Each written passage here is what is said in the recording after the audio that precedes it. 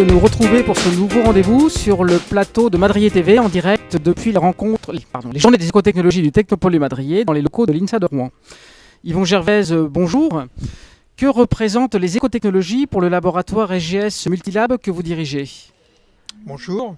Les écotechnologies, c'est un domaine relativement vaste qui fait appel à toutes les techniques dans les processus industriels qui sont liées à la fois au fonctionnement inhérent à ces processus industriels, mais aussi à la prise en charge de la partie environnementale, ce qui va se traduire dans différents domaines, par exemple le domaine des déchets, plus à les valoriser qu'à les éliminer. Et qui dit écotechnologie en matière de test, dit écotoxicologie, qui est l'ensemble et la science qui détermine les impacts des produits sur les écosystèmes. Et les écotechnologies, c'est aussi l'organisation et l'optimisation de filières. Et nous avons présenté un nouveau robot qui traite toutes les données de caractérisation pour sécuriser ces filières.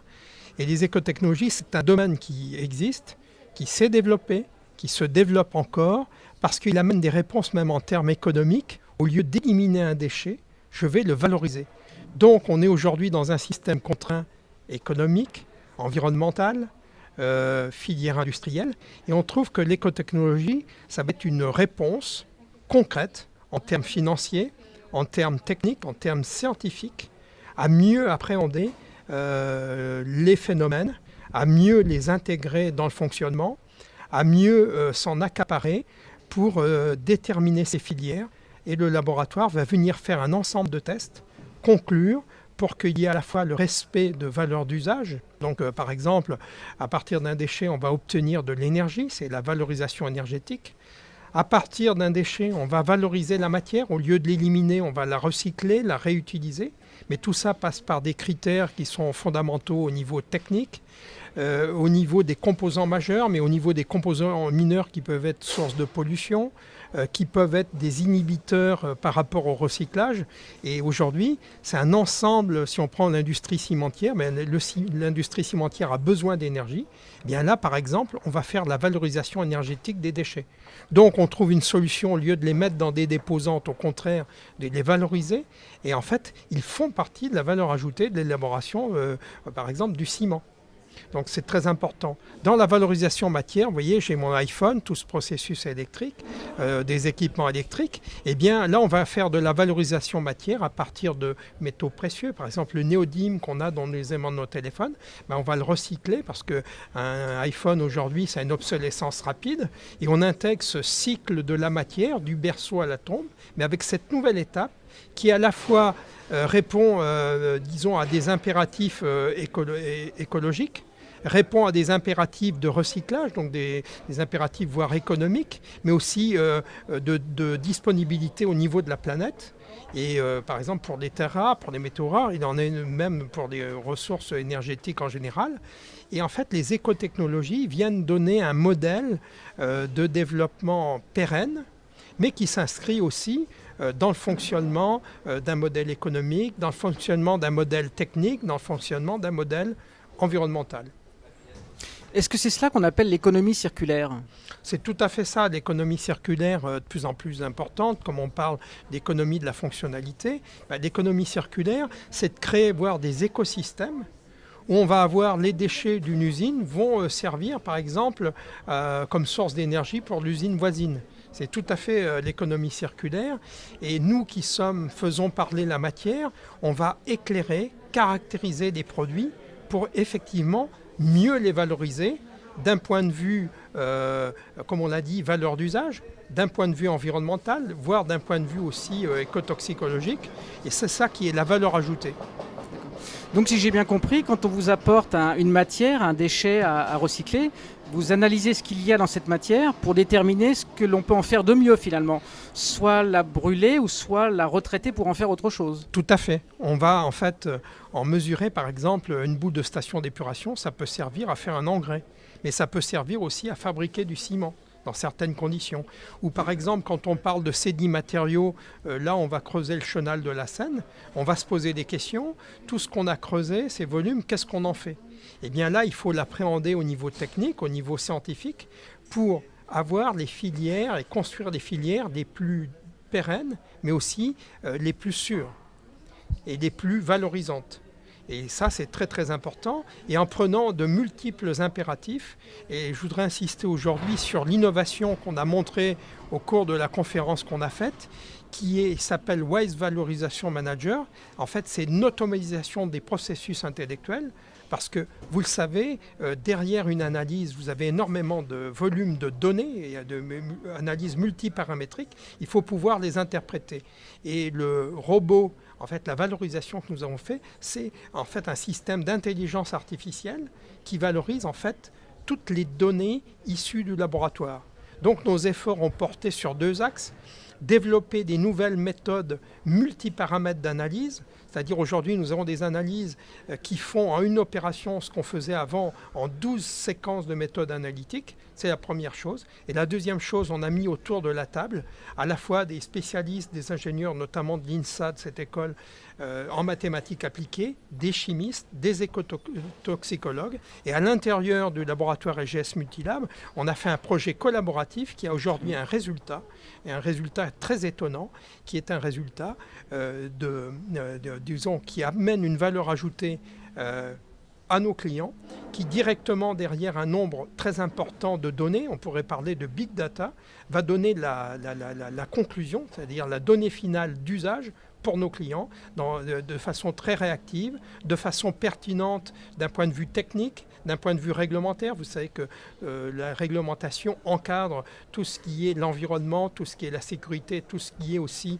les normes pour les produits. Eh bien, c'est tout ce travail aujourd'hui qui est à disposition et qui a un fantastique résultat des innovations et du programme Performance qu'a conduit en 2014 avec des objectifs en recherche et développement le laboratoire EGS Multilab. Donc une très belle innovation développée en interne dans le cadre d'un partenariat avec l'INSA de Rouen. Surtout grâce à des ingénieurs INSA qui sont nos collaborateurs. Donc c'est un projet qui a été fait in-house, mais en considérant aussi tout le savoir qu'on a à disposition à travers les différents départements. Et on est dans une industrie de la connaissance et on a compris qu'au-delà de faire parler la matière, ça donnait des données et que ces données, il fallait les traduire par des courbes de tendance, par des résultats, et des résultats qui permettaient tout de suite d'orienter, de valoriser les produits tout au long de leur cycle de vie. Et l'autre aspect, c'est un aspect, et c'est à l'exemple de notre laboratoire pluridisciplinaire, faire travailler des chimistes, faire travailler des écotoxicologues, faire travailler des spécialistes de data processing. Et c'est ça, en fait, cette synthèse aujourd'hui à travers Wise Valorization Manager, c'est le nouveau robot dont on a baptisé ainsi. Et ça, c'est l'aboutissement. Comme nous avons d'autres aboutissements à travers nos projets de recherche et de développement qui ont été Radio Manager, qui est lié à tout ce qui est la radioactivité, la gestion de décroissance des sources radioactives. Comme dans d'autres domaines, dans nos opérations proprement d'experts chimistes où on minéralise la matière pour l'analyser, on vient d'inventer tout ce qui est Sample Manager. Comme dans le domaine, vous savez, comme on fait de la mesure, il faut des étalons, on a Standard Manager. Et c'est ces innovations que nous allons présenter le 13 janvier prochain au cours d'une journée nationale dans nos locaux sur le Technopole du Madrier à Rouen, une journée nationale qui sera les rendez-vous de l'innovation. Très bien. Écoutez, nous y serons présents avec grand plaisir. Yvon Gervaise, donc vous avez participé activement à cette manifestation. Alors, quel est pour vous l'intérêt d'avoir sur le Technopole du Madrier les journées des écotechnologies et la convention Energy Connection ? Un grand rendez-vous. Beaucoup de bonnes surprises. D'avoir rencontré des partenaires qui venaient de Strasbourg, des partenaires qui venaient de Paris, et en fait issus d'horizons tout à fait différents. Donc si j'avais un mot à résumer, je viens de lire un ouvrage qui m'a beaucoup enthousiasmé et stimulé, qui s'appelle « La transition fulgurante ». Qu'est-ce que la transition fulgurante dans le monde des technosciences et de l'économie ? On est en train de changer le paradigme de l'économie, le paradigme du développement économique, le paradigme du développement scientifique. Et aujourd'hui, ici, j'ai rencontré cet aspect pluridisciplinaire, beaucoup de disciplines, des spécialistes du traitement numérique, de la modélisation, des spécialistes, des confrères du Centre technique des industries de la fonderie, où j'ai vu des choses tout à fait enthousiasmantes.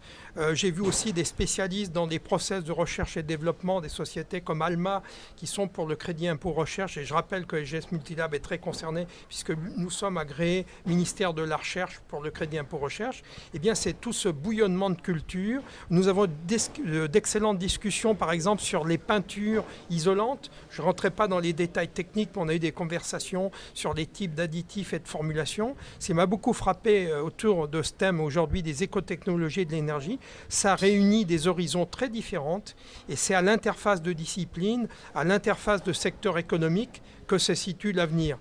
Je suis un passionné du numérique, tout le monde connaît les entités numériques de EGS Multilab. J'ai rencontré aussi des spécialistes du numérique, j'ai rencontré des spécialistes, comme je le disais, de la modélisation, des confrères, des ingénieurs de l'INSA de Lyon qui sont dans différentes sociétés américaines, et tout ça c'est très enthousiasmant avec beaucoup de prise d'informations, mais éventuellement aussi de visibilité pour nous.